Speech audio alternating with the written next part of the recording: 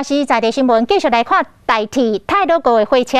今年4月初2，伫花莲的清水磅空发生着败马重大的事故，有49个人死亡，213个人受伤。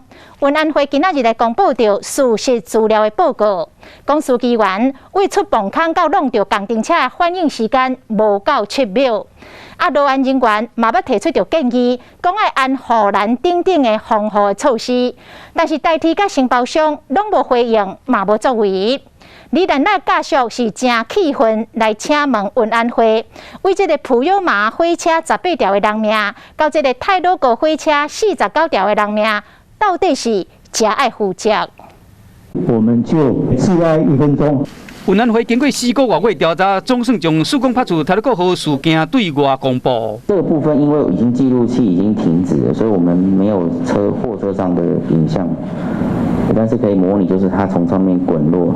现场所证一直还原真相。迄一天早起9点27分05秒，工程车的行车时辅助系统因为车已经撸落去啊，无画面。9点28分17秒，火车倒出后人磅空工程的时间，发现有伊讲伫路边伫下手，人起码听到车长陈经理有讲述现象，验过火车伫28分34秒弄到工程车，比发现无正常到出代志反应的时间较无7秒钟。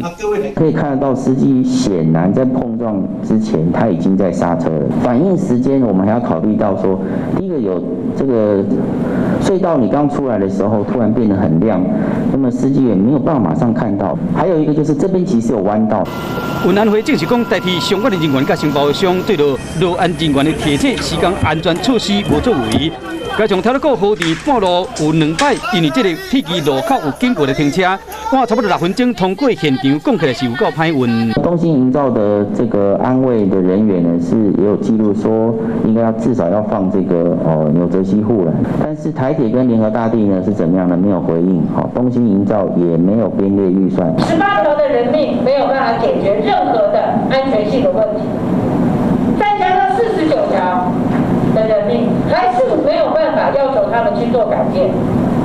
那我们能够做些什么？我想要请运安会能够告诉我们。运安会嘛公布死伤的统计，死亡49人，占总人数9.8%，轻重伤有213人，占42.8%。其中伤亡有82，集中伫第8到第5车厢，死亡47个人客，骑票有30个人。真相拢知影，应该追究责任，应该检讨的，千万袂使钱。好来。